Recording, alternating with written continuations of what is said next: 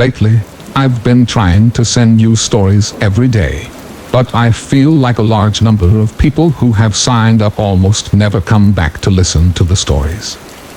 I don't know where that is. Make you unhappy?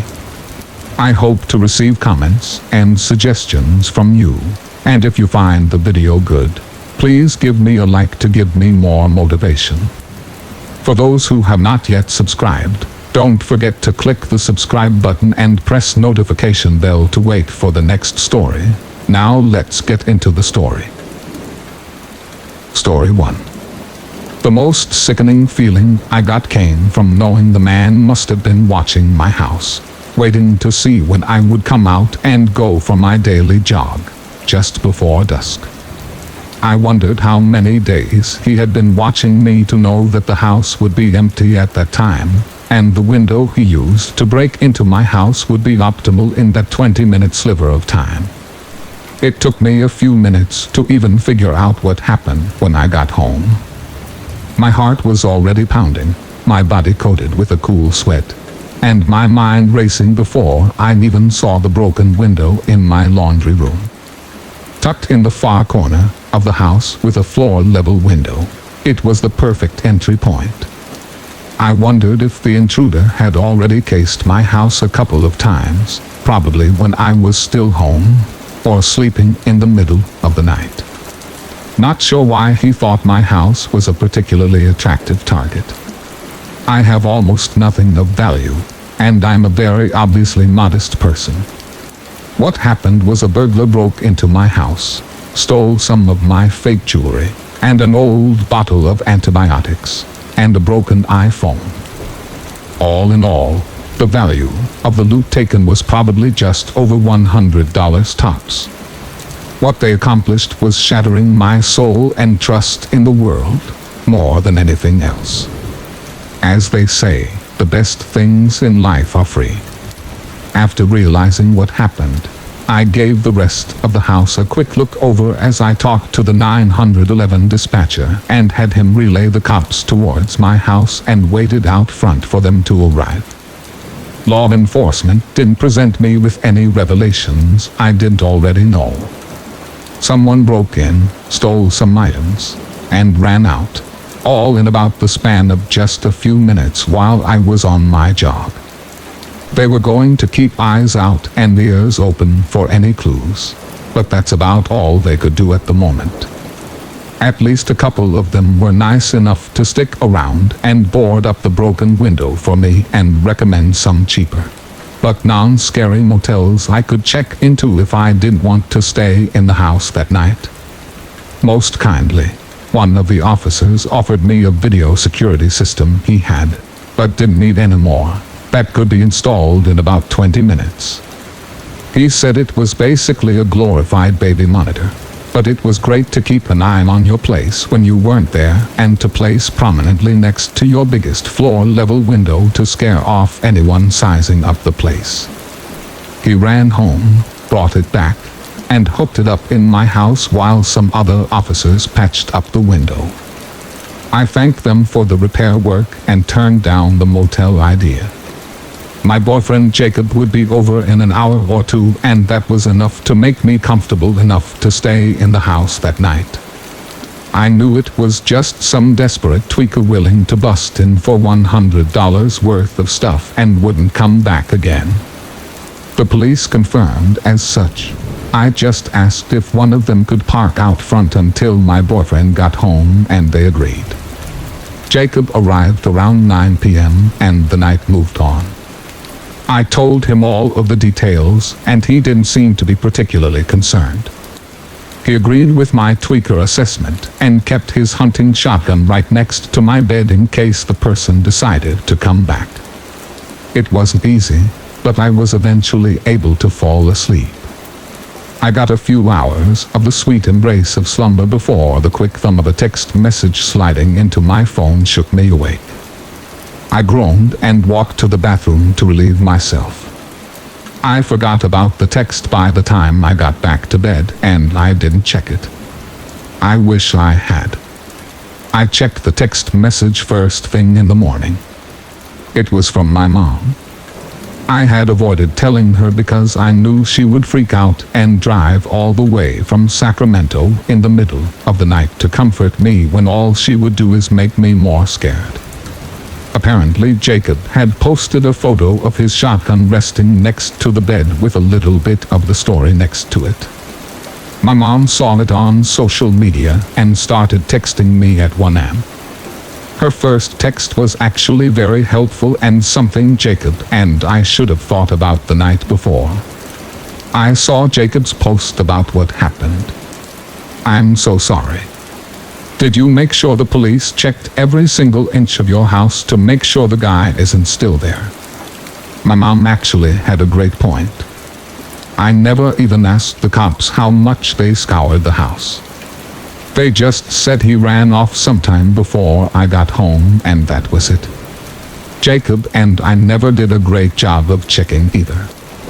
I woke up Jacob and told him we needed to search everywhere in the house.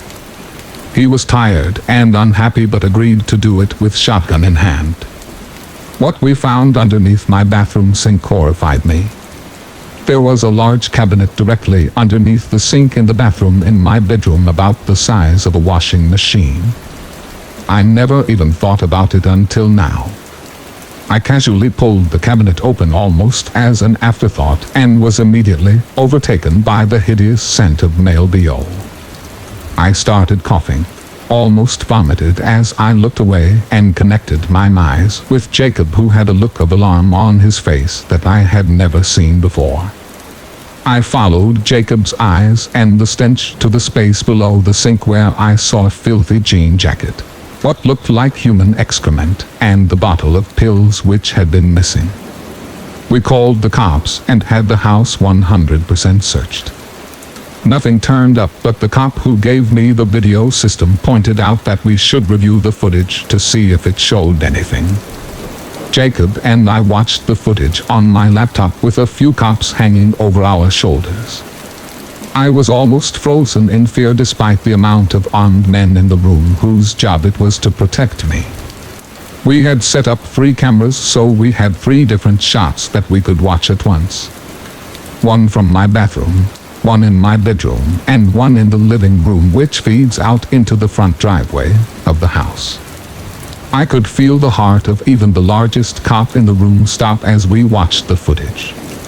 It started with the camera set up in my bedroom. The angle the camera provided showed my bathroom through the open door. The timestamp said it was just after 3 a.m. when movement finally started to happen while Jacob and I slept in our bed. We watched in horror as a dark figure of a man stretched himself out from underneath the bathroom sink and then took a moment to steady himself in the bathroom. He then slowly walked into our bedroom. The camera set up on my bed provided the perfect vantage point to see him as he walked right to my bed where Jacob and I were sleeping. We got the slightest glimpse of a round face encased by the hood of a sweatshirt. The man in the hood stopped right at the foot of our bed. He stood there for a good 20 seconds staring at Jacob and I as we slept, and then he walked out of the bedroom door. We watched the intruder simply walk out the front door at that point. He even locked the front door on his way out. The whole thing had a slight feel of politeness to it, but it was in no way friendly. It would have been much better had the intruder rifled through all of my stuff, stolen my things, almost even better if he had attacked me. Hiding under the sink where I had brushed my teeth and washed my face just a few hours before and then walking away long after I had gone to sleep was the worst thing he could have done.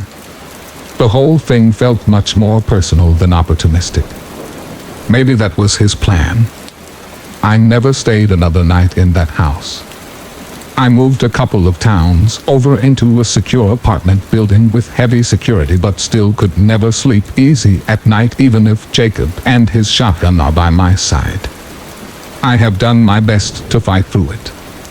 My apartment had a little compartment beneath the sink when I moved in. My first night in the new apartment, I had Jacob come over with tools from work and take the doors off. I feel a certain comfort each night when I am able to kick my feet into the now open space while I brush my teeth. It does just a little bit to calm my nerves, but I'll never quite be the same. Story 2. So we're at this camper near Dover Lights in Arkansas. It's not the fanciest campsite, but we managed to find this guy that spends a lot of time out there while also working. So he just vacations in the woods half the year. The guy offers to let my friend watch the place while he goes to visit his son. My friend automatically invites me and some other people to come hang out, and we spend a few days there drinking, smoking, fishing, and just messing around. All in all, pretty okay until my female friend gets super drunk and barges outside in the middle of the night buck naked to eat beans by the handful out of a cold pot. As someone who admires cleanliness, I follow her out to try and make sure she doesn't hurt herself while everyone else just laughs. So there she is covered in beans, and I'm trying to convince her to settle down and clean herself off with a towel when suddenly her head shoots up like a deer in headlights. She just glares at the trees around us. We're alone and it's pitch black. She glares before literally growling and then sprinting into the woods. I have no idea what to do. I've completely lost sight of her, and she's naked in the woods by herself. A few failed attempts to call out to her, and I do the stupidest thing I could have done by following her. About 5 meters into the complete darkness, I look down and see a faint light from someone's phone. Picking it up, I see it's in camera mode, and there are pictures of us. Very recent pictures, all in creepy night vision mode, with some looking like they were taken from the window of the camper, and the last one is of my friend running directly towards the camera. Realizing what happened, I delete the pictures and drop the phone on a rock, crushing the screen with my foot. Still unable to find her and freaking out, I double back to the camper for help, only to find her still very drunk in a lawn chair naked. Carrying her back inside, I let her boyfriend towel her off, and they both pass out spooning on the bottom bunk. I never told them what really happened, and she didn't remember in the morning, but I did lock the door and wake up every hour to just keep an eye on things. Story 3. My brother and I would go to our dad's house for the weekend visit. It would be like 9 or 10 o'clock at night, and we were about 10 and 6 years old. All of a sudden he would be like, "Let's go for a ride." So we would load into the Jeep and drive to some house that I didn't recognize and turn the Jeep off. He would tell my brother and I not to move and to not make any noise, and that he would be back. Then he would disappear for 30 minutes to an hour. The weirdest part, they were all different houses. Story 4. My cousin is with the Forest Service in the Montana, Wyoming area, and I decided to go up there with her to literally test the waters. She does hydrology and has to ride out to the middle of nowhere to test streams and snow runoff to ensure no contaminants. So I thought that sounded fun and wanted to do a bit of a tour with her. We were going to have to camp out there for 2 nights, so we packed up all our gear and saddlebags and started out. The first day and night was amazing. Beautiful scenery and amazing air quality. It really is so peaceful out there. We started out on the second day, and my cousin said, "You want to see something weird?" Of course, I said yes. So she led me up on a bit of a side journey into this tiny little ravine. We ended up traveling about 2 hours away from our actual path we had laid out. At the very end of this fold in the land, she dismounts and tells me to get off my horse too. We tie them up in this little clearing, and she tells me to follow this tiny wildlife path and bring our little rechargeable radio. It is one of those that you can plug in or wind up, and it also acts as a lantern if you really need it to. but that kills the batteries very quickly. Out in the middle of nowhere, there is a huge coil of wire sticking out of the ground. The wire itself was not weirdly large like some buried transmission wire, but small like 10 or 12 gauge wiring for a house. It trailed off into the brush and the trees. So naturally I decided to follow the wire out of curiosity. My cousin trails behind me as I do, and this wire, after coming straight up from the ground, is strung across limbs of trees and then back to the ground. Then it snakes around rocks and finally dead ends into an outlet. That outlet is mounted on the side of a desk. It looks like a school teacher's desk from when I was growing up, with a metal base and a pseudo-wood plastic top thing. No chair, no building, no nothing. Just this outlet and this desk. I'm staring confused as all hell at this desk in the middle of a forest when my cousin takes the radio, pulls out the cord and plugs it into the outlet. It then lit up and started blaring static. The wire was being fed from somewhere. Now the place where we were at had no road access, no buildings for many miles, and no other people around, and yet there was a live outlet. It was weird as hell. No spooky jump scares or bodies. Just one lone powered desk in the middle of the woods. Story 5. There's an abandoned insane asylum in Northville, Michigan that I explored 3 times. This is the story of the 3rd time and the final time that we ever broke in. I still get chills every time I remember this night. The first 2 times we went, the asylum was actually more interesting than creepy to explore. Both times we happened to run into very friendly people there. The first time we ran into another group of high school kids. Scared the crap out of them at first. The second time we met a couple stoner Vietnam vets that gave us a tour of the place. It's an entire complex complete with underground tunnels, a morgue and lots of files and things from the 50s. This time, however, we were alone and only had 2 flashlights between 3 people. Much like the guy with the story about the World War Roman II base, the echoing footsteps sound like they're coming from behind you and always seem to take one more step after you stop. So after exploring much of the asylum like this and being considerably creeped out already, we decide to head to the main building. It's about 18 stories tall, and the view from the top is pretty cool because it's by far the tallest building anywhere remotely close, and you can see Detroit from up there. We're nearing the top of this seemingly endless stair corridor when the girl that's with us freezes and whispers for us to stop. I heard footsteps. She whispers.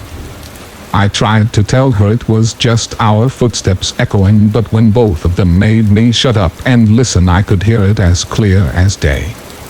The unmistakable sound of footsteps coming from the top floor. Now the building is tall but very small area-wise, so we were very close to the sounds. Still standing on the stairs, we whisper amongst us about what we're going to do. My very stupid friend insists that it's probably just another friendly person and we should go up and say hello. I try to explain to him that you don't want to meet the kind of people that pace the top floor of an old asylum in the middle of the night. We couldn't convince him and he goes to head upstairs, but I said screw this and just started running down the stairs. Fortunately, he followed us and we got out of there without ever finding out who was walking around up there that night. To top it all off, a cop passing by on the road spotted us after coming out of the building, and we had to run into the asylum complex to get away. I still think back to that night sometimes and wonder who was up there. There were definitely no guards, so it was probably either a gang of people or the tortured soul of a crazy person. Either way, it was way too close for comfort. Story 6. I woke up from a nap to the sound of my girlfriend sobbing somewhere else in the house. I got up to see what was wrong and determined that the sound was coming from downstairs. I followed the sound down the spiral staircase all the way to the finished basement. The sound was definitely coming from the little half-bathroom at the bottom of the stairs that we rarely used. The door was closed, which it never was, and I couldn't see any light under the door, but the sound was very loud from the bottom of the stairs. It was about this time that I started to fully wake up and remember my girlfriend had been leaving for the grocery store when I started my nap. I could see her parking spot from one of the basement windows. She was home. I called her name and the sobbing instantly stopped. The bathroom was empty when I finally got the courage to open the door. Story 7. There used to be an abandoned rubber factory on the edge of my town before it was torn down a couple years back. I went there once and tried all the doors, but they were barred, but I did find a crack in the concrete wall around the back that was just big enough to slip through. The inside was really neat. There were abandoned boats that must have been in storage for decades. A bunch of old conveyor belts and factory equipment. All kinds of drug paraphernalia. I found a random painting of Jesus in a makeshift shrine, but that's not the creepy part. I was walking around this abandoned factory at about 8 p.m. just after dark. I look around for an hour or so, and aside from some old shit, there's really nothing out of the ordinary. Then I hear music start playing. Something sort of bluesy somewhere in the factory. I'm not easily scared, and I kind of wanted to figure out what sort of freak was listening to old records in an abandoned factory, because honestly, that's something that I would do. I tracked down the after about 5-10 minutes, and it's in this room in the basement that has the doorway covered with a tarp. I go inside, and the room is a huge contrast from the rest of the dingy, dull old factory. The walls were bright purple and the room was warm like there was a space heater in it, whereas the rest of the factory was freezing. There's a cassette player on the floor playing a song which I later tracked down to be Eleanor Rigby by the Beatles. But I never found out what the other songs were, and a bunch of papers taped to the walls that all say "She gotta run, she gotta run, she gotta run." If I were to guess, there were at least 100 sheets that said the exact same phrase, just plastered on the walls and laying on the floor. There was a chair that looked like it had been detached from a school desk in the corner, and a statue of an animal that was really badly chipped and burned like someone was trying to destroy it.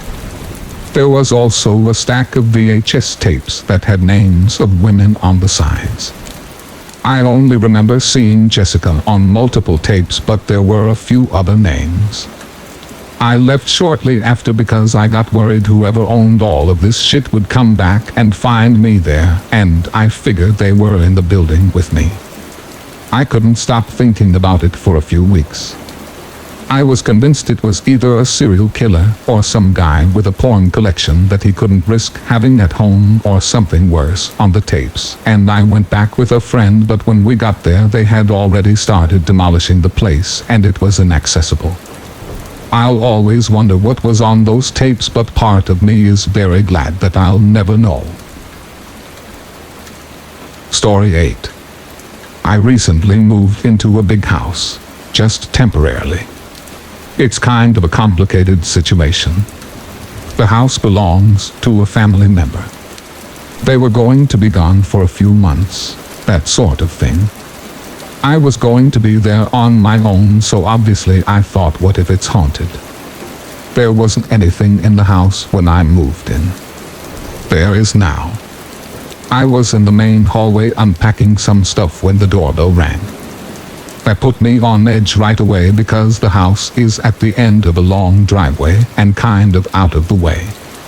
You have to go looking for it. There was an old woman at the door. This was in broad daylight, but there was something still kind of off about her.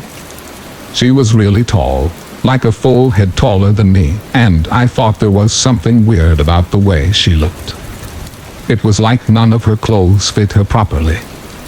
She took my hand and smiled really wide and told me that she was from the neighborhood council or something like that and asked if she could come in and talk to me. My gut reaction was to say no, but I couldn't really think of a reason to. She was just an old woman. What was she going to do? I really wish I had just slammed the door in her face.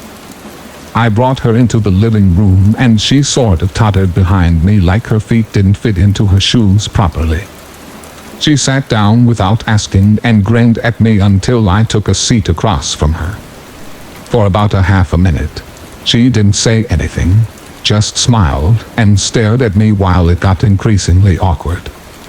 Just as I was about to break the silence, she fished in her pocket and pulled out this really big, old-fashioned sweet. The type that comes in that see-through wrapping. "Here," she said, "eat this." I should probably point out here that she spoke really quietly, so it was difficult to hear anything she said. I accepted the sweet, kind of taken back, and unwrapped it. It was dark red, almost black. I popped it in my mouth because she was still grinning at me and nodding her head. Have you ever walked around behind a supermarket where they keep the big bins? They throw meat that's gone bad in those bins. Imagine that rancid smell, but on a hot summer day. It's so thick you can almost feel it in the air. That's what this sweet tasted like. I've almost spit it out onto the floor, but wanting to be nice made me chew the thing and force it down my throat. The woman was talking all the time, but between the taste and her quiet voice, I barely heard her. My mouth tasted like rotten meat, so I politely told her I was going to go get some water and ran into the kitchen. When I came back, she was gone. I had been in the kitchen for less than 30 seconds. My first reaction probably should have been to assume that she went to the bathroom or had to leave in a hurry. Instead, I searched the entire house. I went through every single room, convinced I was going to open a closet or look under a bed and see her stuffed in there, grinning at me. That didn't happen, obviously, but I was still extremely on edge as the sun started to go down. I felt like I was turning off the light in my bedroom after spotting a giant spider in there. That night, I propped a chair against my bedroom door because I just couldn't shake the feeling that the woman was still in the house somewhere, hiding. I woke up at around 2 in the morning and heard creaking floorboards downstairs. It was an old house and unfamiliar. I kept telling myself that until the noises stopped. When I woke up the next morning, there was a red sweet on the living room table. I'll tell you the same thing I told the police. No, I can't be absolutely certain that the sweet wasn't there the day before. Maybe I had just overlooked it, but I didn't think so. They told me that the organization the woman claimed to come from didn't actually exist and clearly thought I was wasting their time. After they left, I searched the entire house again and then the grounds. Then I searched them again. By the time I was finished, I had managed to calm down a bit and looked at the situation rationally. The woman probably left the sweet there the previous day and I just didn't notice. I had searched the whole house twice now. There was nowhere she could possibly be hiding. She was probably just some daughtery old lady who wandered off while I was in the kitchen. As I prepared to go to bed, I had managed to fully delude myself into thinking nothing strange was going on. I decided not to do anything childish like blocking my door because what was I afraid of? Even if she somehow was still inside the house somewhere, what was she going to do? At some point in the middle of the night, I woke up abruptly knowing in the back of my mind that something was wrong. I guess I must have heard something in my sleep. I turned over onto my side and reached out to turn on the bedside lamp, groping around because I was in an unfamiliar room. When the light came on, I saw the old woman standing right next to my bed. I only got a glimpse of her because as soon as I screamed, she scuttled backward out of the door really fast. I only got the briefest glimpse of her before she vanished into the unlit hallway outside my door. I now believe that the human brain has a special compartment for dealing with experiences far outside of the realm of the natural. If I had woken up to find a burglar in my room, I probably would have gone numb with panic. If there was a lion at the foot of my bed, I would have been too paralyzed with fear to do anything. But as soon as the woman was gone, that special compartment took over. I jumped out of bed and slammed the door shut, then shoved a chair up against the handle and then dashed for my phone. No signal. No internet. I later found out there was nothing wrong with the phone or the local service. I think that she was interfering with it somehow. The drop from the bedroom window was too high. If I landed just right, I would probably avoid injury. But what if I sprained an ankle or broke my leg? I had a sudden vision of pulling myself across the dark garden while the woman sprinted after me and decided I didn't want to risk it. That gave me two options. Wait out the night in my bedroom or try to get out of the house now. I went for the second one. I was thinking that my flimsy barricade wouldn't hold if the woman decided she wanted back in. I broke one of the chair legs off and crept slowly into the hallway, reaching carefully for the light switch. When I pressed it, the lights came on for a second and then faded out. I flicked the switch a few more times. Nothing. Some gut instinct told me she was sabotaging them somehow. I used my phone for light as I slowly, quietly crept along the upstairs hallway and down the stairs. The light barely traced the shapes of the walls and the dark, yawning frames of open doorways. I jumped at every single shadow and unidentifiable shape, certain that at any second that grinning face would appear out of the shadows. I got downstairs into the front door. I had double-locked it and put the chain in place. Just as I was reaching for the first lock, I heard rapid, uneven footsteps at the top of the stairs, approaching swiftly. I undid the first lock. A high-pitched shriek came from halfway down the stairs, and I screamed as I undid the second lock and wrenched the door open. It stuck fast. I had forgotten the chain. I glanced behind me and saw the tall, spindly shape of the woman half running, half falling down the stairs toward me, her head lolling backward and her mouth hanging open. I can't even remember getting the chain off. I might actually have just yanked the door open so hard I broke it. In any case, the last I saw of the woman was her face inches away from me as I slammed the door shut. I sprinted to the nearest house and eventually they called the police, possibly because I was half delirious with fear and babbling incoherently. The police once again failed to find anything unusual. It's been a week. I'm staying at a friend's place, sleeping with the lights on and the bedroom door barricaded. The house's real owners aren't back yet. I'm not sure what I'm going to tell them, but I have to stop them from going back there somehow. This isn't a haunting. It's an infestation. I can't stop thinking about all of the holes in our defenses, the windows and doors left open, the strangers invited into our living rooms. I just hope to God it's the house that she wanted and not me. Story 9. About the time I was 17 or so, a few friends and I were out at the beach making dry ice bombs in the middle of the night, probably midnight or so. We were quite delinquent back then, and there were about 5 or 6 of us, and we were just chilling and having a good time, trying to make potholes in the ground with dry ice bombs in the sand. It was quite a foggy night, which isn't quite unusual considering I live on the northwest coast of Oregon, and it rains here 300 days out of the year. After 30 minutes or so of being rambunctious teenagers, we decided to walk down the beach a bit. After probably 15 minutes of walking, we hear a strange scratching/grinding sound and stop and listen.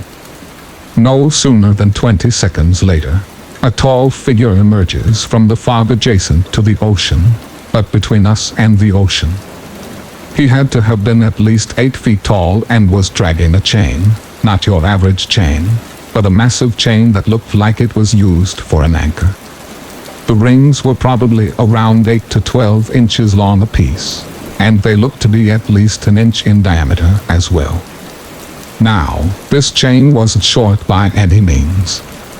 It was probably 40 to 50 feet long, and this dude was just dragging it in the sand behind him in the middle of the night. We sat there silently, and I got the biggest shiver down my spine, and all my hair stood on and my breath seemed to escape me.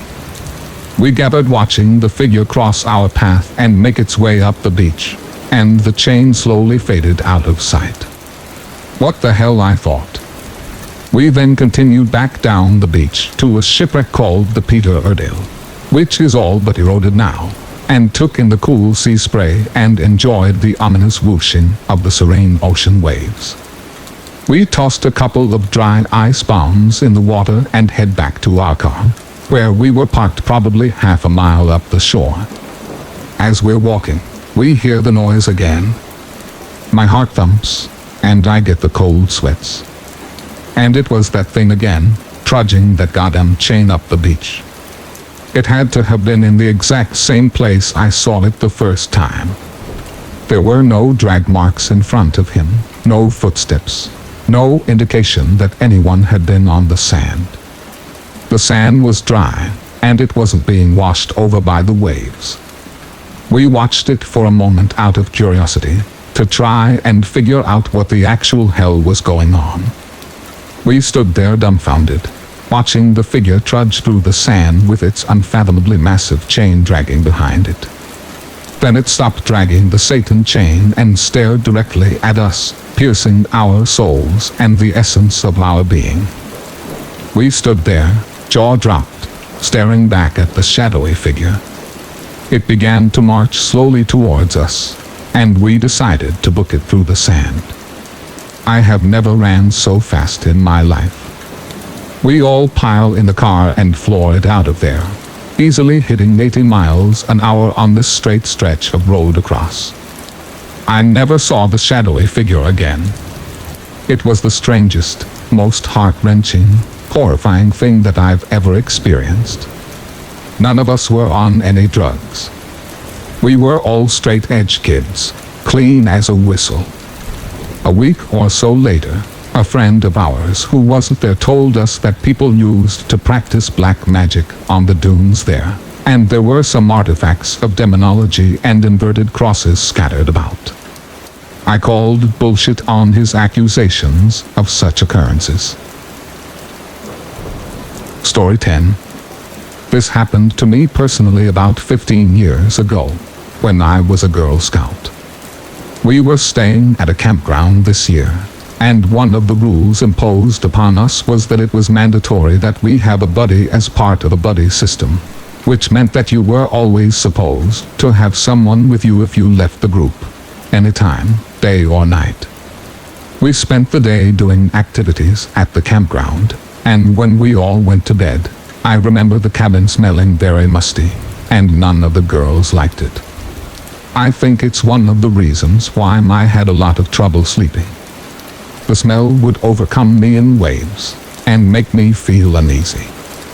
When I finally did manage to fall asleep though, I remember being awoken by my buddy in the bunk underneath. She tapped me several times on the shoulder, but it wasn't until she poked my face that I truly woke up. I was a little annoyed, but she said that she needed to go to the toilet, and as it was an annex to our cabin, I had to walk with her to make sure that she got back safely. Still groggy, I agreed, and was just descending the ladder when I saw her walk towards the door. I threw on my slippers to catch up with her, as I didn't want her to get in trouble for me not being together if an adult happened to be awake. I called up to her just as she was opening the store door, and I stood at the door of the restroom waiting patiently, hoping that all she needed was a pee, as I was still quite tired. I waited. After about a minute, I asked if everything was okay. She shouted back that she wouldn't be long, so I continued waiting. At least 15 minutes go by, and my buddy is still in the store. I was getting rather impatient now, and I banged on the door, but this time there was no reply. I waited in silence for her to say something, but nothing. This is the point where I start to get worried, thinking that something must have happened. Perhaps she fainted, or maybe just fell asleep. Thinking it was the latter, I bend down under the door of the stall to see if she's okay. Oddly enough, though, I didn't see anything. Not a pair of legs. Not anything. I'm not quite sure exactly what's going on, but being in the cold air for the last 15 minutes had woken me up, and I think that she must have been playing a prank on me of some kind. So I went into the next cubicle and stood on the toilet to look in. However, when I looked down, there was no one in the cubicle. A feeling of pure dread engulfs me as the cubicle door unlocks by itself, and the door slowly begins to swing open. I jump down off the toilet, and I hear a disembodied voice from the next door whisper, "I'm not your buddy." I ran all the way back to the cabin, and just when I got to my bunk, I saw my buddy, fast asleep on the bed underneath. I just about shat myself, and I couldn't sleep a wink that night. I never told anyone my experience, and continued as a Girl Scout until I became a troop leader myself. It was at this point in my life, when I was a lot older, and happened to be chatting to some older scout leaders about camps and cabins in our local area for some of our troops, when all of a sudden, the same campground I had my experience at was brought up. One of the older leaders tells us that she doesn't like going to that campground, as years ago when she was young, a girl in her troop killed herself in the bathroom. Story 11.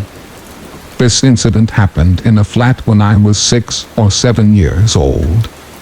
I remember this very clearly still to this day, and it makes my spine shiver thinking about it. I had the largest bedroom in the flat. My mom had decorated the walls with pink and lavender paint, and cute little metallic swirls.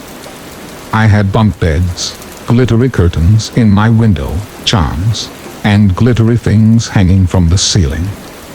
Any young girl's dream.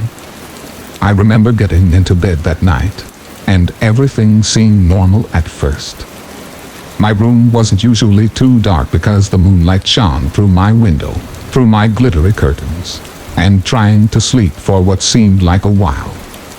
I don't know why, but I started to look around my room, particularly in the alcove area, in the dark corner. I couldn't focus my eyes properly for a while, but when I did, I noticed my girl's world's head, one of those plastic weird lady heads you do makeup and style her hair on, really stood out in the moonlight against the creepy dark corner. I remember going to lay back down in my bed, but I had the urge to look back, and when I did, I was paralyzed with fear. At first I thought I might be imagining it, because I had been staring at a plastic lady head, but I swear, I saw this dark, woman-like outline standing right there, next to the head. It was a dark gray, black mist, but in the shape of a woman. I slowly looked at her, or it, with its massive bulging eyes, scanning down, and saw that she had no feet. There was nothing there, no shadow, no feet, nothing. She, or it, was levitating about 10 inches off the ground, and it seemed like she was moving towards me. I was absolutely terrified, and will always remember this, because of how cripplingly scary it was. I was in shock, and I quickly spun around in bed and curled into the fetal position, with my quilt tightly wrapped around me. I made sure the quilt was tightly containing my neck and head, and can I add that there were no labels or anything that could have emulated what happened next. I was shaking and trying not to breathe loudly when I felt something stand behind me, leaning over me. I closed my eyes and gripped the quilt tight, when all of a sudden, I felt a tickle on the back of my neck. You know the feeling you get when someone unexpectedly puts their cold fingers on the back of your neck. It started off like that, and became quickly more aggressive, tightening around the back of my neck, as if someone was trying to keep a hold of me. I was trying to scream, but no words came out. I was sweating and shaking, and my neck was getting worse. It was hurting. I tried screaming over and over, but all that came out were little squeaks. It was like gasping for air. I remember the moment when I was finally able to scream for my mother. I screamed at the top of my lungs, but it came out, crackled, like a blood-curdling cry for help. She came running in, and as soon as she flung open the door, and that burst of light shone through the room, the whole thing stopped. My mom grabbed me out of bed and carried me to the front room, cradling, as I sobbed hysterically. To this day, she still believes me, and said that even though she has never personally experienced anything paranormal, there was no way I would lie about what I saw, nor my reaction. From then on, I slept in my mom's bed for a while, and we moved out shortly after. I'm grateful we haven't needed to go back since. Story 12. I worked in a dementia unit of a retirement home for a while, and I can tell you that it was by far one of the most interesting jobs I've ever had. It was sad in many ways, of course, but I think what some people don't understand is that we'd never known about our residents before the Alzheimer's or Lewy body or whatever. We just know and care for them as they are. Even some of the most advanced cases are able to demonstrate that they are unique individuals who enjoy life and need love and belonging like everyone else. That said, strange things happened every day. I'd say the strangest and most unnerving would be what happened with a resident that I will call Nancy. Nancy had very advanced Alzheimer's, to the point where we had not heard her say a word beyond incoherent mumbling for about 6 to 8 months. Every day, she would just pace the halls until it was time for bed, as pacing is a very common behavior with moderate to advanced dementia. In Nancy's case, she pretty much never stops unless we made her come and eat something. We would commonly try to walk and talk with her, just to keep her stimulated, but she would hardly even look at us, just pace. Nancy had a husband that also lived in the community. This home had a section for dementia separate from a normal assisted living facility. Her husband Wayne lived in this other section. He would visit his wife every day until he himself became so sick he was confined to his room. When this happened, we started to grow worried. Even though it sometimes doesn't seem like it, frequent visitors make a big difference to even our most advanced cases. Nancy and Wayne had been married for over 60 years. It was undoubtable that even through her disease, Nancy still received some comfort through Wayne's visits. I suppose we need not have worried. Wayne died early one morning. We, as well as most dementia care units, have a policy that prohibits bringing negative energy where it would not do any good. So Nancy was not supposed to be told of Wayne's death. Later that day though, during her usual pacing, Nancy stopped, stared into the upper corner of the room for several minutes, and then all of a sudden started screaming. Now this isn't as alarming as it may seem. There was a lot of screams happening all the time in dementia units, but it made all the staff come to see what was wrong. She abruptly stopped screaming, and I swear by everything I hold dear. She started repeating her husband's name, Wayne, Wayne, Wayne, Wayne, over and over. Keep in mind she had not said the smallest word in almost a year. I got up to touch her on the arm and ask her gently if everything's okay. Nancy looks straight at me, which was also very abnormal for her, and she says, "He's bothering me. Tell him to leave me alone," then goes back to staring into the upper corner of the room. Half of the staff just noped out of there, whilst the rest of us tried to get her distracted by giving her a snack and a different activity. From that day on she started talking again, nothing lengthy, but she would occasionally start to talk to either us or herself. Many times she referenced someone called Grandpa, and started speaking to him in an otherwise empty room. While this isn't an uncommon thing for our residents to do, the fact that it did not start until the exact day her husband died still gives me serious creeps. Story 13. So my house is on the biggest chunk of property in the tri-state area, and is about 108 acres, and was originally kind of a park, but wasn't supposed to be used as a park. Unfortunately, people from all over didn't get the memo that we had moved in, and therefore continued to party, hunt, and fish wherever they felt like. Over the years, the problems began to go away, except for a couple. Before we talk about the perpetrators, or at least the leader, we should discuss what was behind the property. An asylum, mostly housing psychopaths, schizophrenics, and those who had suffered mental breakdowns.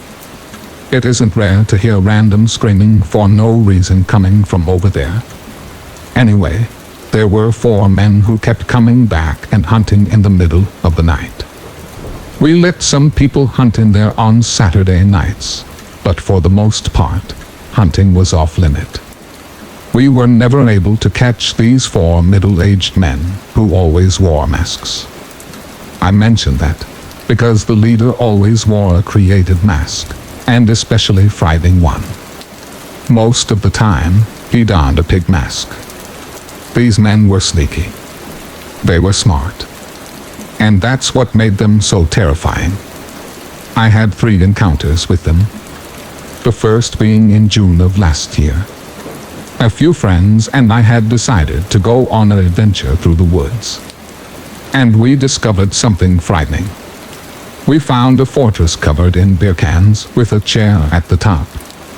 Being teenagers, we decided to do the smart thing, which was to destroy all of the hunters' hard work by kicking the entire fortress down. Boy, had we messed up. We later returned to that fortress to check up on it. And that's when it got scary. It was rebuilt, almost as a shrine to the last one. And spray painted on the ground was, "Try that again.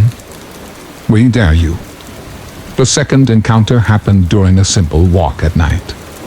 Sometimes when I got upset, I liked to take walks through the woods.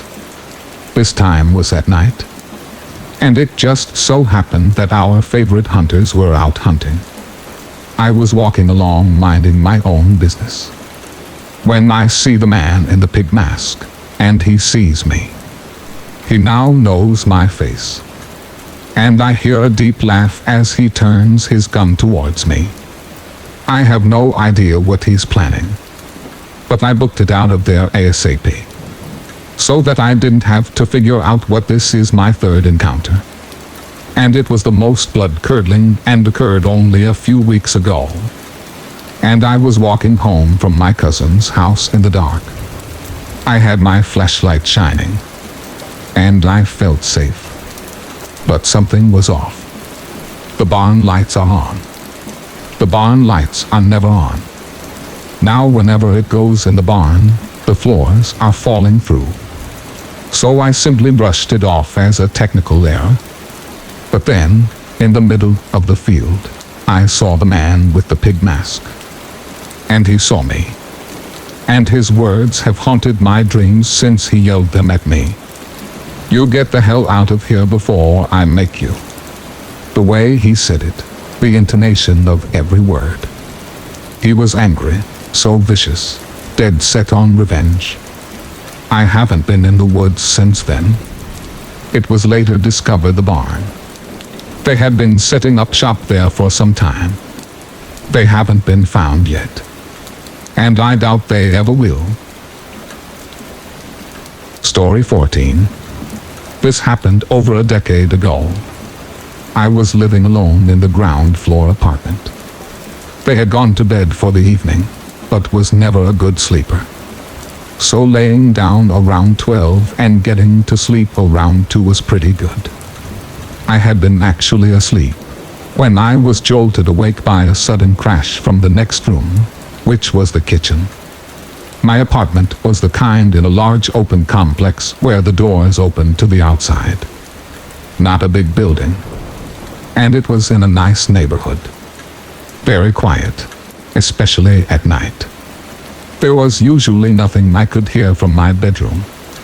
So the crash just ripped through complete silence. I had 2 cats.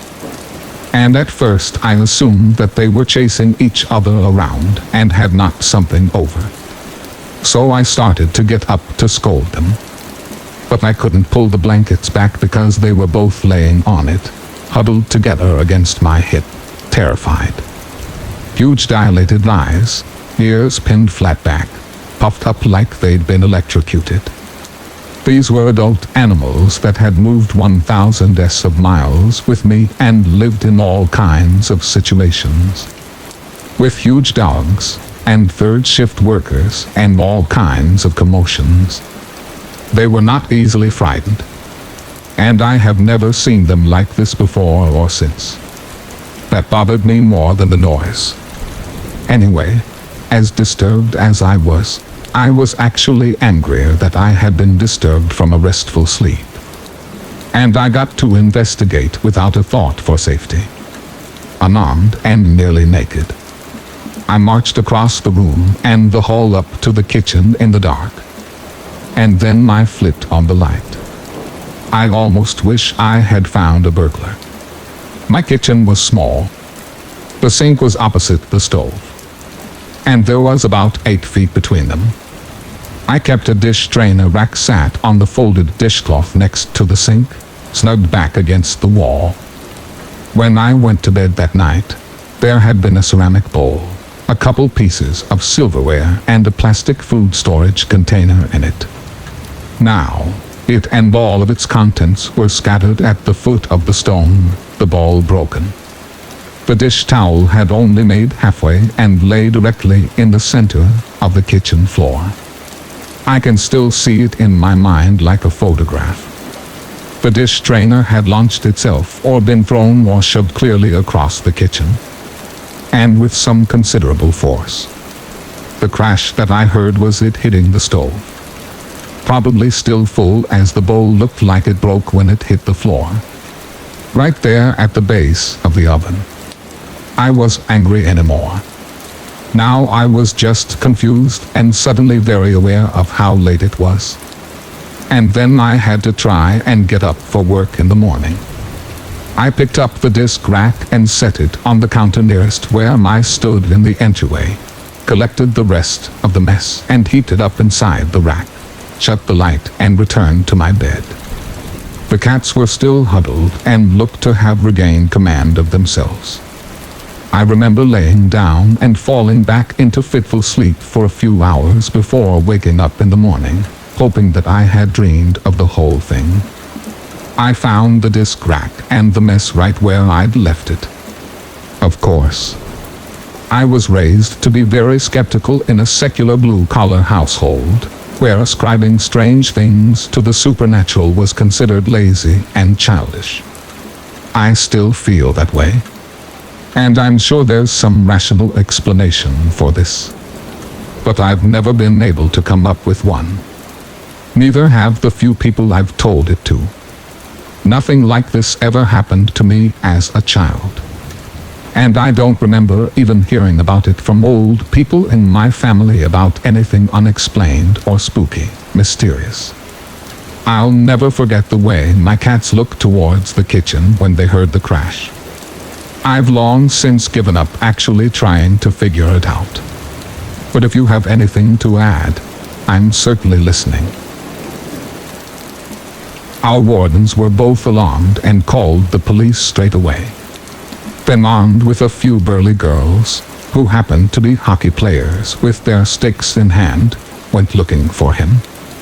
The guard, however, managed to get away on his motorcycle, but a few days later the police caught him snooping around our hostel when it was almost lights off. Turned out he had been a repeated sex offender caught a few times being a flasher around schools in the city.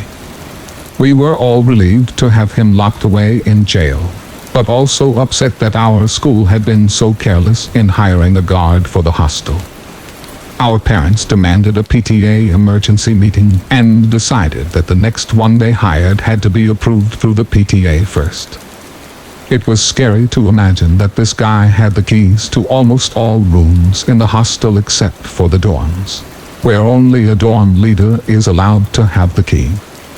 But imagine what nasty things he could do if two girls didn't discover those missing panties. After all, this man had been entrusted to guard us from harm, but he turned out to be the danger lurking around. I still have shivers down my spine when I think of him. Story 16. So I work at a pizza place, usually inside, as my insurance doesn't cover claims when driving for business. But occasionally I will cover a delivery shift for one of the drivers because the money is pretty good.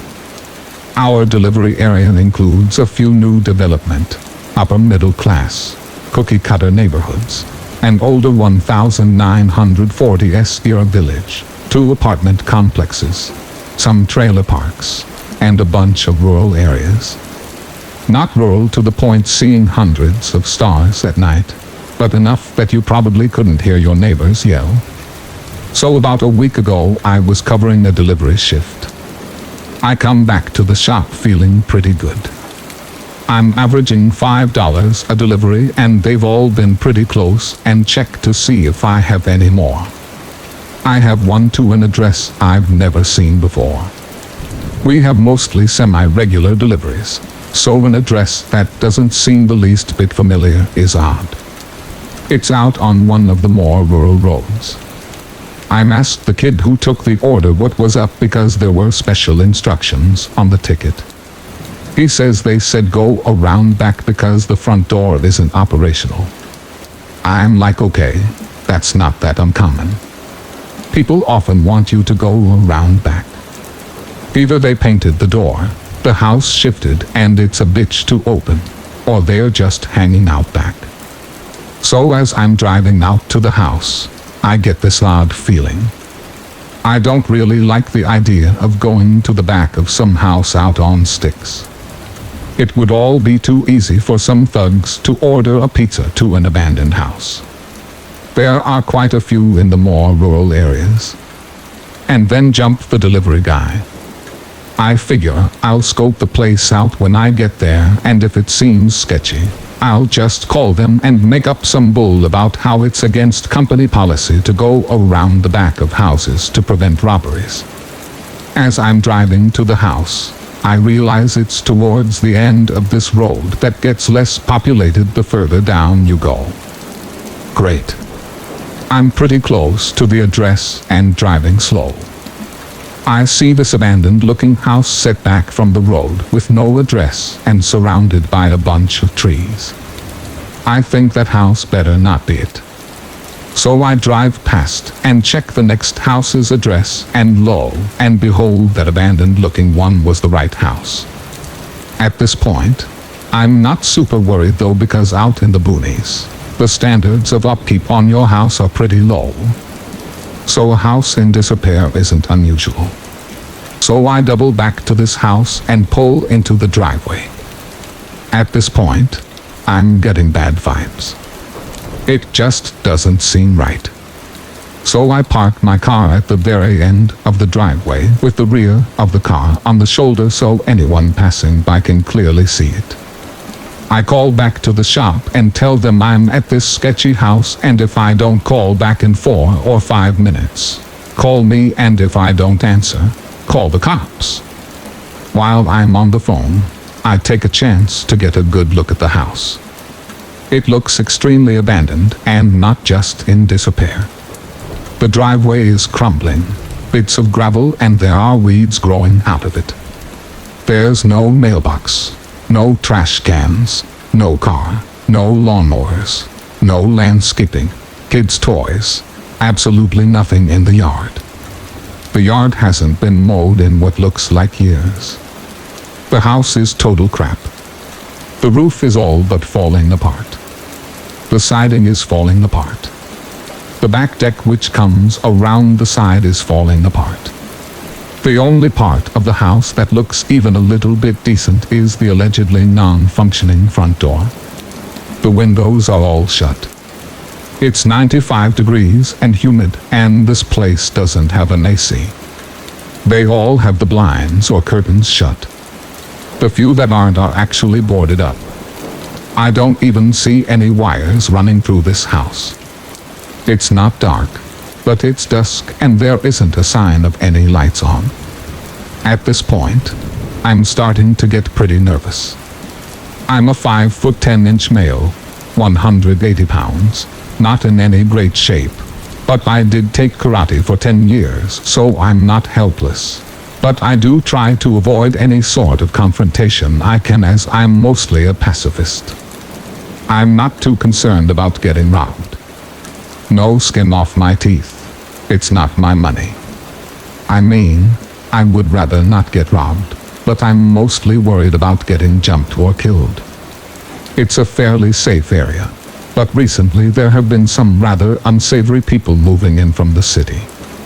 A big spike in home invasions and robberies, but more worrying, a few stabbings and assaults. So, it's time to either nut up or shut up.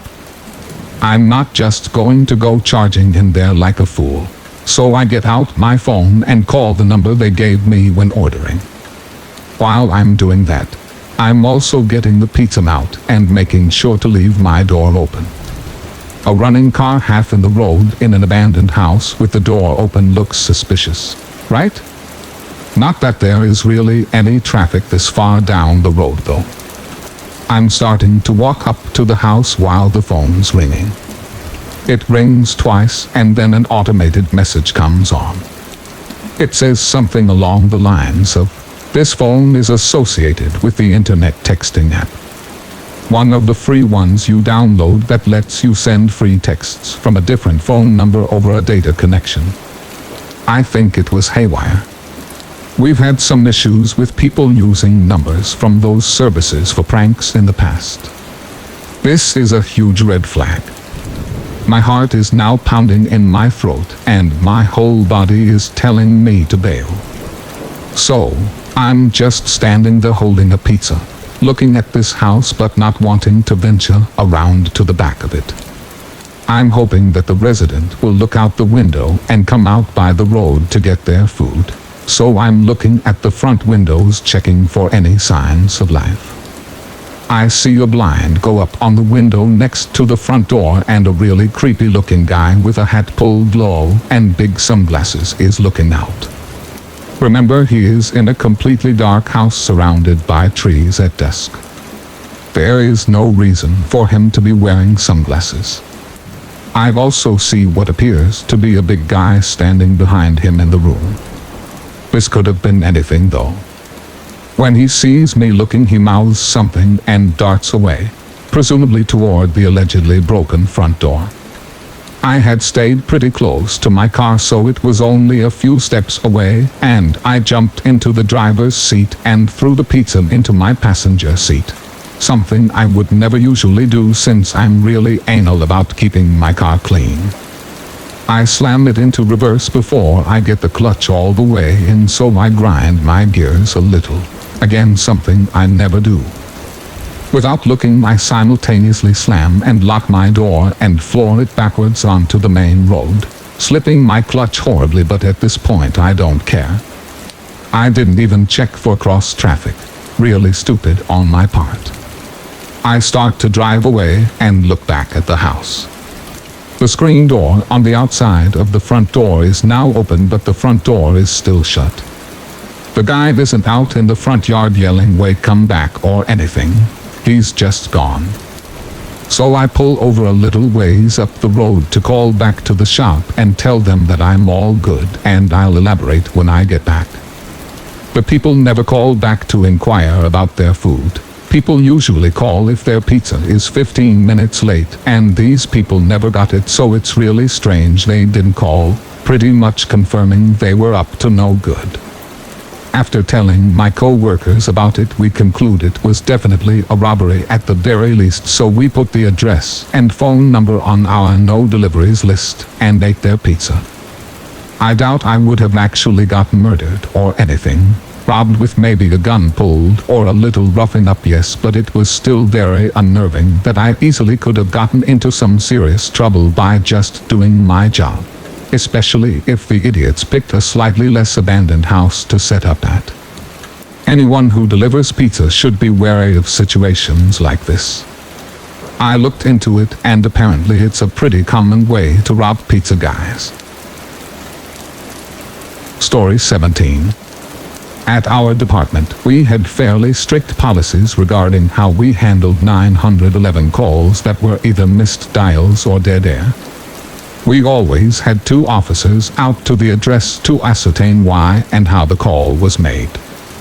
Our state had a database of this information and put out statistics every year. Additionally, it was a fairly useful deterrent against the kids who love prank calling and the old folks who call dispatch just to have someone to talk to. We were a fairly small county, but this particular case involved some fairly strange 911 calls in a newer subdivision in our county. Shortly after I began working as a deputy in early 2001, real estate developers began to build expensive housing in a newly cut subdivision that ran against one of the larger creeks in our county.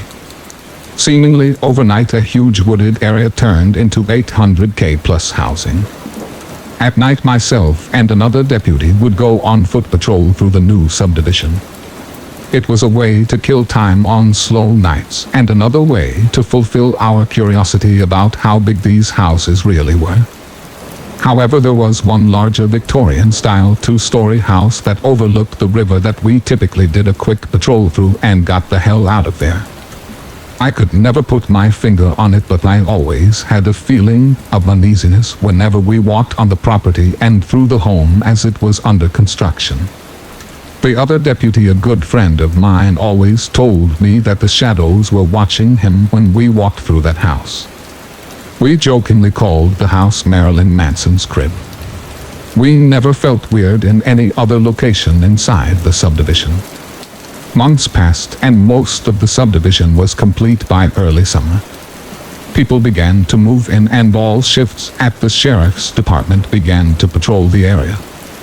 However, the house that I felt strange in had seemingly come to a construction standstill. From talking to the general contractor, the real estate company had 3 potential buyers for the home, but they all backed out for various reasons. Now, this wasn't uncommon due to the high prices and uncertainty over property taxes, but something in my mind just didn't add up. After speaking to some of the subcontractors involved, it seemed like the potential buyers toured the property and noped out of the deal as quick as possible. Around December 2001, a buyer was finally found for the house, but the closing had to be delayed to finalize some utility issues. About 2 weeks before the new owners closed on the home, our dispatch received a 911 call from the home with dead air. I was on shift that night and took leave while another deputy headed my way. I went over to our secondary radio channel and began asking a ton of questions to our dispatcher about the nature of the call. All she could advise was she was getting dead air. The callback number was showing all 6s: 666, 666, 6666, and the address was showing to be the creepy house in the new subdivision. I found this quite odd, as the general contractor had sent our department the house numbering for this particular street a couple days before the call. I figured our dispatch supervisor had updated our 911 system to reflect these new addresses. When I rode up on the house, it was completely dark. I stayed in my patrol vehicle and hit the house with my spotlight while I waited for backup to arrive. Nothing was found out of the ordinary and no signs of vandalism were discovered. However, the entire time I was there, I felt a heaviness that I can only describe as someone pushing down on my shoulders and weighing me down. We closed the call out as unfounded. After we cleared, I let our patrol sergeant know what was going on. He felt that it was an error with the 911 system and stated we needed to inform the day shift dispatch supervisor.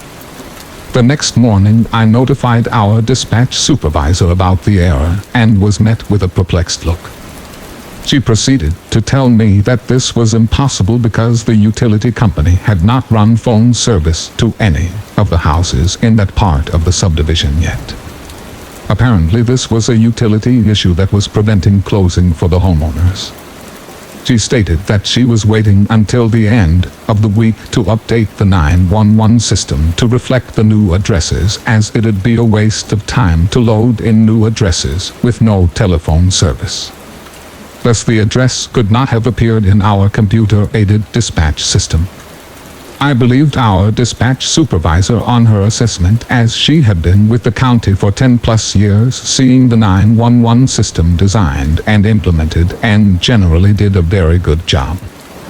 So I took her at her word, which unsettled me even more. Determined to get to the bottom of the issue, I passed it on to the day sergeant and asked if one of the deputies could follow up with the phone company if they were out working near that house. Later that evening, I found a note in my patrol box that stated the phone company is working on the lines in a different part of the subdivision. They won't be working on that address until later this week. The phone company doesn't know what's causing the 911 issue. Maybe dispatch got the address wrong. That night, dispatch received another 911 call with dead air from the same house. A seemingly impossible address included, and once again we responded and found nothing out of the ordinary. The deputy that responded with me that night and told me afterward that he felt like he was being watched the entire time we checked the perimeter of the home. I still felt the heaviness when walking around. The next morning, the patrol sergeant and I both spoke with the dispatch supervisor and basically told her the impossible was occurring and we needed to get to the bottom of it. She pulled the records from the night before, and sure enough, the impossible address was being sent from some unknown phone lines to our 911 system, which propagated out to the dispatch operator CAD and our in-car computers. By that evening, we all received an email from the dispatch supervisor stating that she had no idea how this was happening and believed it to be a glitch that she corrected in the 911 system. However, she added the new addresses anyway, since the phone company was almost done working in the area. Basically, she had no clue what was causing the problem. We started getting nightly 911 calls to the house. Our patrol sergeant finally told dispatch that we wouldn't be responding until the virus moved in. In some weird way, this made me feel much better. I absolutely hated responding to that house. The next week, on one of my nights off, I heard on my radio that the patrol sergeant on a differential shift told 2 deputies to get to the bottom of what was going on at that house. Apparently, he believed that the kids were somehow tampering with the phone system and just trying to waste the county's time. Bored and somewhat curious, I called the patrol sergeant on his cell phone and asked if the 911 call came in with dead air like it had for us multiple times. He said that this particular call was downright creepy. Dispatch answered the call and it sounded like someone was either gagged or the phone was completely muffled. Apparently, the person on the other end of the line sounded like they were in distress and sounded like they were talking at a rapid pace. Now at this point the new owner still had not moved into the house and, as far as I know, had not connected the phone service. Like all the other times before, the deputies got on scene, checked the perimeter, and looked through the house to the best of their abilities, and found nothing.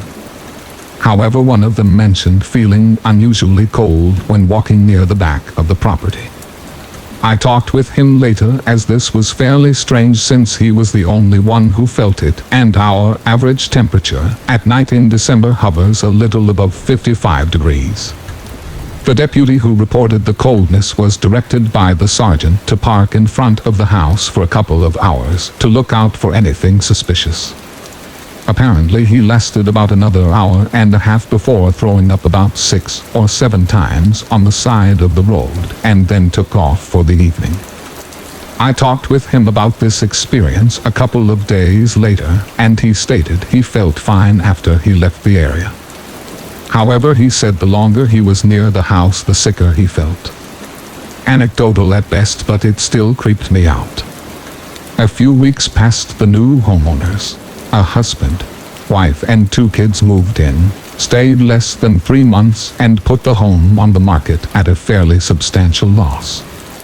We received numerous 911 calls from them, ranging from prowlers in the area to break-ins with a suspect still in the residence. Now the calls were coming from the alarm company instead of the homeowners themselves. Apparently they installed a fairly high-end security system with motion sensors and called the security company after the owners armed the system in the master bedroom before going to sleep. 8 out of 10 calls we received were from motion sensor activation alarms. I probably responded a total of 20 times in 3 months to the house. I think the alarm company was out there almost as many times but could never find a defect in the system. The husband was continually traveling for business, leaving the wife and kids at home for the better part of the 3 months they lived there. The wife was absolutely convinced the house was haunted. Based on the contact I had with the wife, I tended to believe her. She was well educated, very articulate, and her description of shadows moving scared the hell out of me, as it was nearly similar to what my friend encountered. In fact, my deputy friend, who often responded to the calls with me, made it known to the wife that he saw something similar before the house's construction was complete. I still jokingly blamed him for costing that family a ton of money after they got the hell out of there. Before the family moved, we encouraged them to get with the alarm company and install cameras that activated with the alarm system to see if they could record what was causing the motion sensors to activate and call the alarm company. However, they never did. I think the wife's persistence got to the husband, and he sold the house just to get her to stop talking about it. During the last month they were there, our sheriff felt it necessary to send an off-duty deputy to sit outside their residence on more than 3 occasions just to ease the mind of the wife. Each time a different deputy was sent, all of them reported feeling strange while on assignment, but no one reported seeing anything suspicious. Since the first family left, that house was owned by at least 12 different families since 2002. We kept getting 911 calls that were either from the alarm company or dead air for as long as I worked at the apartment. Most owners didn't stay more than a year and a half. I think most of them stayed there just long enough to sell the house at a reasonable price to the next poor unsuspecting buyer. I particularly felt bad for the family who got stuck with the house during the housing crisis of 2008. I can't stress how strange this is, as the majority of the original owners in the subdivision continue to live there, and we rarely got any calls from them. Story 18. This encounter is second-hand but was told to me on multiple occasions by the person that experienced it. I'm an actual skeptic, so I can't say I 100% believe it, but his telling of it is pretty simple and didn't vary between retellings. I've known this guy for many years, and his advice and input on just about everything is well-reasoned and always helpful, so I'll just take his word on it, even if for the grain of salt. So let's get down to business. My friend, we'll call him Marv, likes to go solitary camping on occasion to be one with nature and the things that go along with that. He is also an avid gum collector and enthusiast. I don't remember exactly when he said this took place, but it was a few years back, and he decided to go camping on a whim.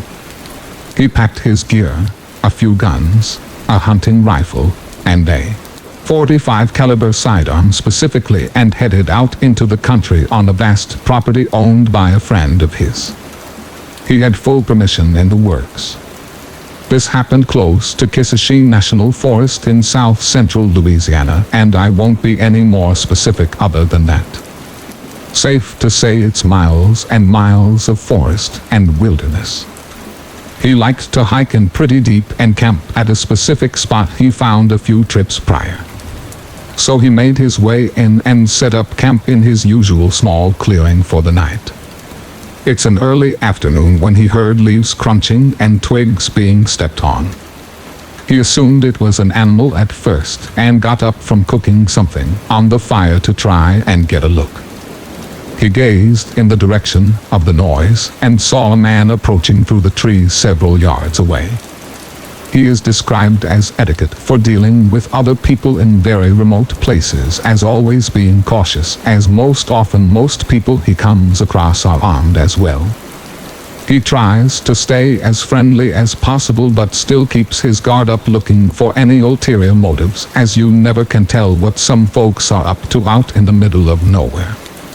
He'll make chit-chat with them, find out generally what they're up to if he can, and occasionally share a meal, etc. He's never really met anyone nefarious as of yet, other than a situation. So one thing that sets off small alarm bells for him is that he knows he's the only one with permission to be on this property, and secondly, this guy's not dressed for the location at all. He said the guy was wearing a white t-shirt, short blue jogging shorts, and white socks and sneakers. Mind you, Marvis miles out in the middle of the woods, away from any paths, roadways, houses, or really anything. Nobody is going to casually stroll into his current location dressed like that unless they are lost or confused. It was early fall, but not quite cool, very normal for Louisiana. So there's a ton of mosquitoes, ticks, and other insects aplenty. You're definitely not going to have most of your skin exposed in the deep woods if you can help it. I know this all too well from personal experience. So Marvis assumes something might be up and calls out, "Hey there, do you need help or something?" Pretty loudly, definitely loud enough to be heard. The guy keeps walking forward, staring directly at him. Marv is starting to get, and as I said, I know this guy well, and he's cool as a cucumber in a tense situation. Getting more uneasy as the guy is closing the distance. He gets to his feet and loudly declares, "Hey man, can I help you with something or what?" The guy is 15 to 20 feet away from Marvis, now standing at the edge of the clearing in the forest. The guy, looking Marvis dead in the eyes, finally speaks and says clearly, "Help me."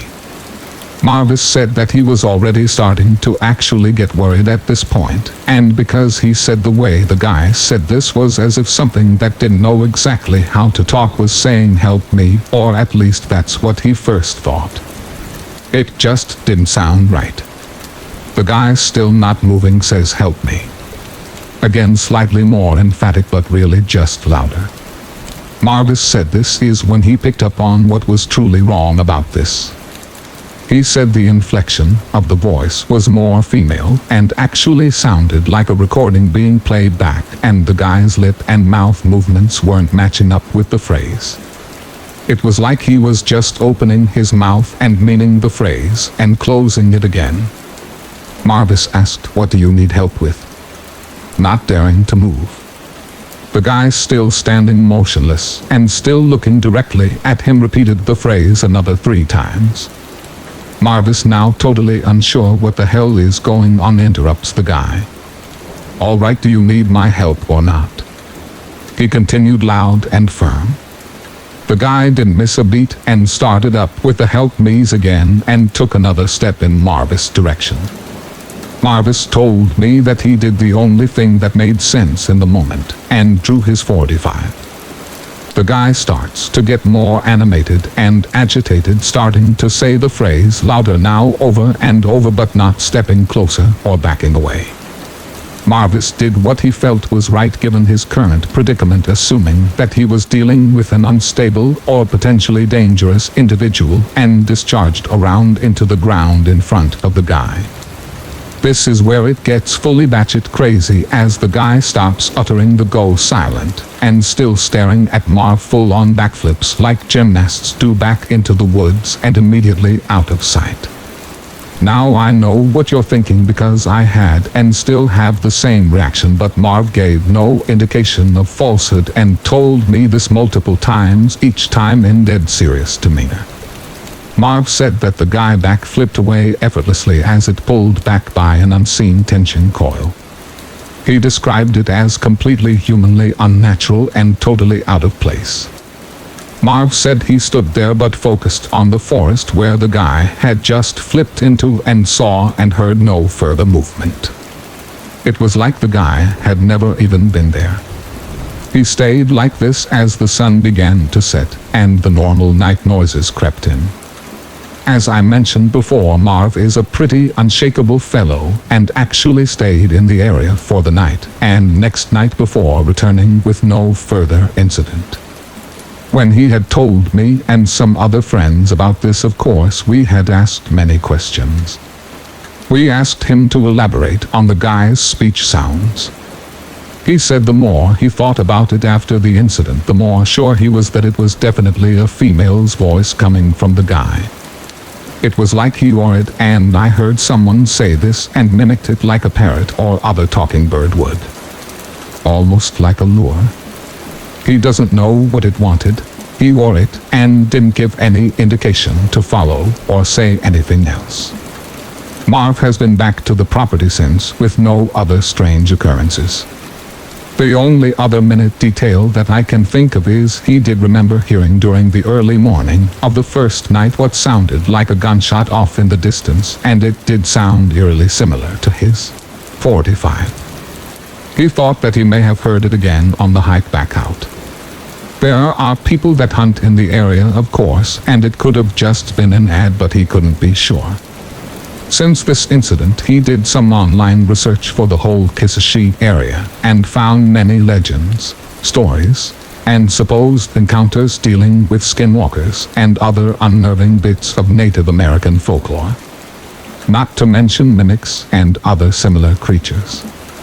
A lot of this encounter lines up with these tales, but there's nothing tangible to prove it. But even as a skeptic, it does make me wonder about strange things in the remote and untouched areas of our world that can't be explained. Thank you for listening, and I wish you good health. Don't forget to subscribe to the channel to support us. Thank you very much.